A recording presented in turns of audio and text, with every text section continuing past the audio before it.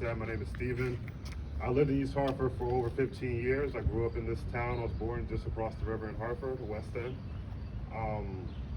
It's funny. I always ask myself what I could do better to change this world, right?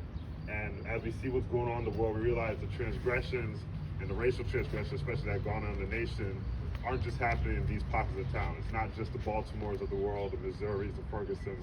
It's not just the Minnesotas. You know, Connecticut is not unscathed from this type of racial transgressions, right? We have real live examples of this that happen in our communities or even within all across the state.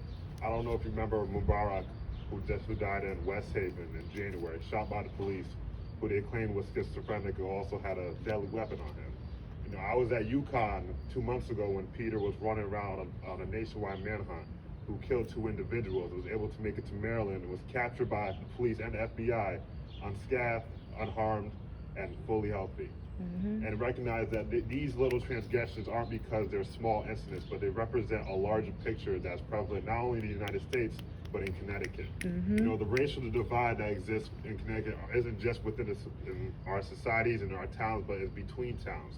It's the changes between, understand that East Hartford has 30% black, 30% Latino, and 30% white, and our bordering towns are 85% white, and believe that because East Hartford has a diversity, it represents diversity across the nation, diversity within the state. That's just not true. You know, we have to create our own vision, our own change, and recognize that if we don't speak about these transgressions, other individuals won't, right? I grew up on the other side of East Hartford. I lived by Goodwin Elementary. If you guys know where that is, that's great. And I tell everybody all the time, I witness and recognize how my race impact how I was treated at a very young age. I'm a pretty black individual. I can't hide that from anybody.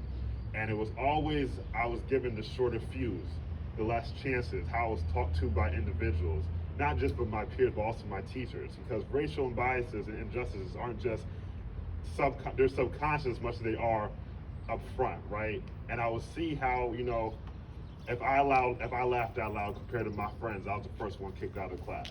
I recognized that my friends that were black, we were all in the same behavioral management classes. We were all in the same anger management classes. But we aren't different from the kids that are in the classroom as well. Being a black kid doesn't mean you're inherently bad. There aren't inherent traits that your race associates with your behavior. Maybe there are different experiences that happen that makes you act differently, but it doesn't mean you inherently are bad. So we as individuals must recognize, especially for our kids who are growing up and some of them who are going to be in our shoes in the next 5 or 10 years, we must create the environment for them to strive. I can't go back and change my elementary school experiences. I can't go back and change how my teachers made me feel, how my peers made me feel, how I used to be so insecure in myself. I used to cry going home. But I can change how people can understand that maybe you aren't outwardly racist, but how you look at black and brown kids, that maybe you need to adjust that. So these kids don't go home crying like I did. So they don't go home hating their skin. They don't go home asking why they can't do certain things or have their dad talk to them about police brutality at the age of 3. So they can still be a kid.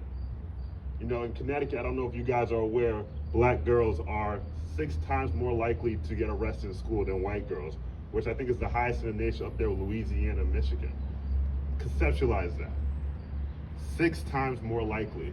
Among black kids in general, I believe it's 4 times more likely. So we have to create the change that we want to see.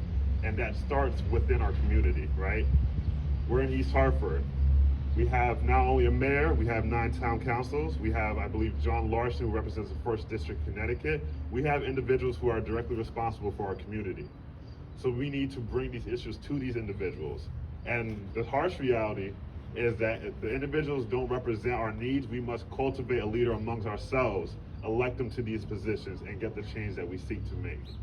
You know, John Lewis once said that we need to bring about change, not just stand there, not just say something, but do something. And everyone being here today is doing something. So I not only thank you for being here, but being part of the change and the movement as well. God bless. Thank you.